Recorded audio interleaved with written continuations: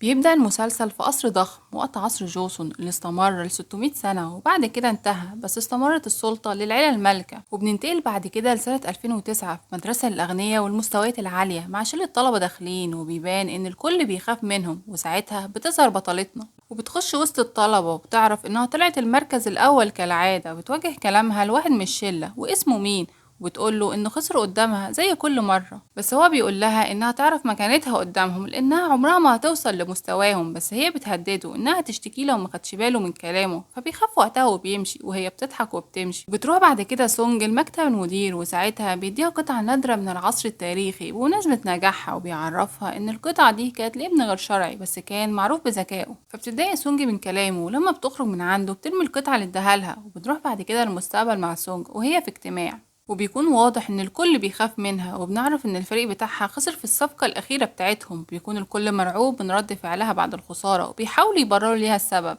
بس ساعتها بتقول لهم انهم يفضحوا الممثلة اللي رفضت تتعامل معاهم، فبيوافقوا ومحدش بيقدر يعترض على كلامها. وبيكون اهم حاجة عندها انها تكسب حتى لو هتلعب بقذارة. وساعتها بتدخل واحدة وبتعرفهم ان الوقت انتهى علشان يلحقوا يروحوا، لان بيكون في زحمة في الشوارع بمناسبة الاحتفال بميلاد الملك. فبتتعصب سونج عليها لانها دخلت من غير استئذان، بس بتهدى بعد كده وبتعرفهم انها معزومة في القصر النهاردة وهتلفت الانتباه ليها، وبتخليهم يكتبوا مقال انها هتحضر الحفلة بتاعة القصر كخليفة لمجموعة كاسل. فبتستغرب المساعدة انها بقت الخليفة، بس سونج بتقول لها انها قالت كده علشان تشد الناس ليها وتخليهم يصدقوا انها بقت الخليفة فعلا لشركة والدها. وبنروح بعد كده للقصر اللي هيحتفلوا فيه بعيد ميلاد الملك، وبنلاقي الامير ايان وهو في الحمام، بس بنلاحظ ان في دم بينزل منه، وساعتها بيظهر المساعد بتاعه. وبعد ما بيخلص ايان بيدخل ليه المساعد، وده بيكون اسمه هيون. وبنعرف ان ايان كان طول اليوم بيصطاد، وعلشان كده بيقرر امير انه يخش ينام، بس بيحاول هيون انه يمنعه بسبب المأدبة الملكية اللي عاملينها للملك، بس الامير مش بيسمع له وبيسيبه ويمشي. وبالليل بنلاقي عدد كبير من المصورين قدام القصر وبيصوروا العيلة الملكية وهي داخلة، لحد ما بتوصل بطلتنا اللي بتشد كل العيون ليها وهي داخلة بطريقة دخولها المميزة. ولما بتنزل بينبهر بيها الكل، بس بيستغرب المصورين إنها لابسة لون أحمر وداخلة القصر، بيكونوا عارفين إنها عاوزة تلفت الانتباه ليها دايما. وعلى الجانب التاني في الشركة بيشتغل فريقها إنهم ينشروا على المواقع الصور بتاعتها، وبيبيعوا أكبر كمية من البدلة والشنطة اللي كانت لابساهم. وينبهر الناس بشياكتها لدرجة إن البدل اللي كانت لابساها كميتها كلها بتخلص. ولما بتدخل الحفلة بتسمع الناس بيتكلموا عنها إنها بنت العشيقة لصاحب مجموعة كاسل، معرفوش بيها إلا لما كان عندها 10 سنين، وبيشتموها وبيقولوا عليها إنها واحدة مريضة نفسيا وبنت غير شرعية. فساعتها بتتعصب سونج وبتكسر الكاس اللي معاها وبتبصلهم، فبيخافوا وبيمشوا، وكانت هتمشي هي كمان بس بيوقفها واحد وبيحاول يستفزها.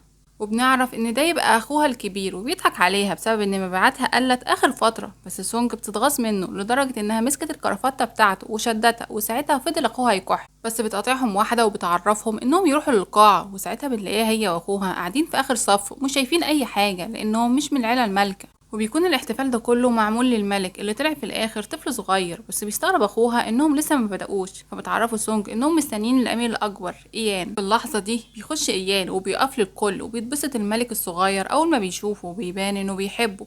وبيكون ايان يبقى عم الملك الصغير، وبيعتذر للملك ووالدته على التأخير. بس والدة الملك واللي بيكون اسمها يون بتتضايق من اللبس اللي هو لابسه لانه ما ينفعش في احتفال زي ده، بس هو ما بيهتمش بيها وبيروح يقعد مكانه. وعلى الجانب التاني بنلاقي ان الأمة كلها بتحتفل بميلاد الملك، وبنرجع لسونج اللي بنلاقيها بتبص على ايان وهو بيكمل مراسم الاحتفال. وبيعدي الوقت وبتكون سونج زهقانة، بس بتلاحظ ان الحاضرين بيسلموا على واحد اسمه مين، واللي بيكون رئيس الوزراء، وده نفس الشخص بتاع الشلة اللي اتريقت عليه سونج في اول المسلسل. وبيروح لها مين أول ما بيشوفها وبيسلم عليها وبيهنيها بنجاح مشروعها في أمريكا. وساعتها بيلاحظ لبسها وبيعرف إنها متعمدة تلبس اللون ده، وبيعرفها إن الأحمر مش مسموح بيه في القصر، بس هي مش بتكون مهتمة بالقوانين. وساعتها بيضطر إنه يمشي ويسيبها، وبيطلب منها إنهم يبقوا ياكلوا مع بعض في وقت تاني، فبتوافق وبتودعه. اما عند ايان وهيون بيقول له ايان ان مرات اخوه بتضغط عليه علشان تجوزه، وبكده هيضطر يسيب القصر ويمشي، وساعتها كل حاجة هتقع على مسؤولية هيون. فساعتها بيقلق هيون وبيخاف من الوجبات اللي هتبقى عليه، وبيطلب منه انه ما يعملش كده. فبيضحك ايان، وساعتها بيقول له انه يوقف الجوازة عن طريق انه يخلي مجلس الوزراء يرفض الجواز، لان ده قانون في العيلة المالكة. فبيفهم هيون ان ده كان فخ من ايان علشان يلغي الجواز. وبنروح لسونج وبنلاقيها بتحاول تلقط شبكة على موبايلها، بس بتتفاجئ لما بتلاقي ايان وراها وبيسألها عن اسمها. ولما بتقوله بيقول لها انها في منطقة مش مسموح ليها تخشها، بس هيسيبها تمشي لانها كانت زميلته الصغيرة. فبتتصيم سونج بس بيقاطعهم صوت انفجار في منطقة جنبهم، فبيسيبها ايان وبيروح يشوف اللي حصل، وبيلاقي حريقة في المكان، وبيفتكر اللي حصل في الماضي مع اخوه من 3 سنين لما مات في حريقة زي دي. فبيقلق ايان على الملك الصغير، بس ما بيلحقش يخلص كلامه، وبيلاقي مرات اخوه بتضربه بالقلم لانها بتفتكر انه قاصد يموت ابنها زي ما موت جوزها زمان. وبتتصدم سونج لما شافت اللي حصل، بس بيلاقوا الطفل الصغير بينادي عليهم وطلع انه بخير، وبيخلص الحفل بسبب كده.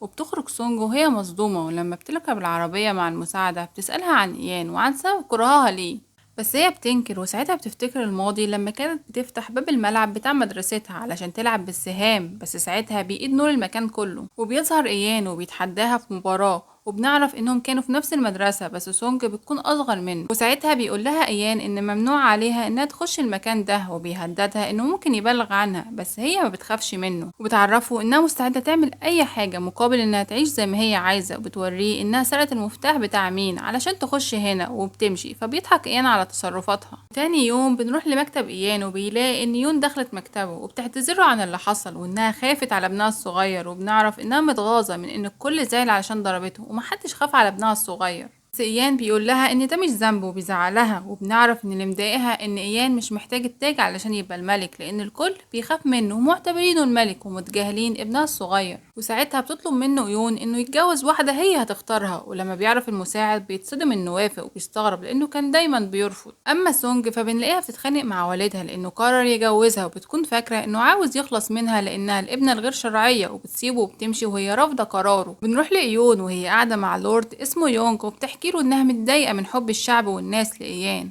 وبنرجع لسونج وبنلاقيها بتدور على واحد تتجوزه من مستواها، لانها خايفه ان والدها يختار لها واحد اقل منها، بس بتكون حاطه نفسها في مكان عالي قوي لدرجه ان مفيش اي حد بيعجبها.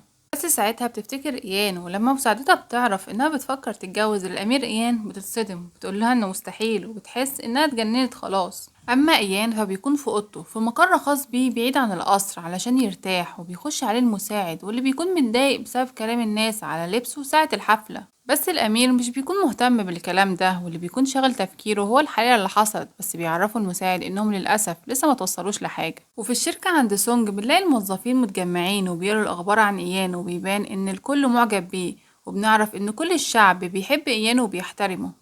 وساعتها بتدخل المساعدة على سونج، وبتلاقيها بتبص لصورة إيان، وتعرفها إنها قدمت طلب لمقابلة ملكية. فبتتصدم المساعدة وتقول لها إنه أكيد مش هيسيب كل مشاغله علشان يقابلها. في نفس الوقت بيقول هيون لإيان عن طلبات المقابلة اللي جاتله، وأولها بتكون من رئيس الوزراء مين، بس إيان مش بيهتم بيه. وتاني طلب بيكون من سونج، فبيستغرب إيان أول ما بيسمع اسمها. بس الصدمة بتكون من نصيب سونج لما بتعرف ان طلبها اترفض، وبتقدم له طلب تاني باسم تاني بس بيرفضه برضه. فبتتعصب سونج اكتر، وبتقدم اكتر من 5 طلبات واللي كلهم بيترفضوا. بس ساعتها افتكرت كلامه ليها وقدمت طلب باسم زميلته الاصغر لانه ناداها في الحفلة بالاسم ده. فساعتها بيضحك ايان وبيوافق على طلبها، وهي بتتصدم لما بيوافق.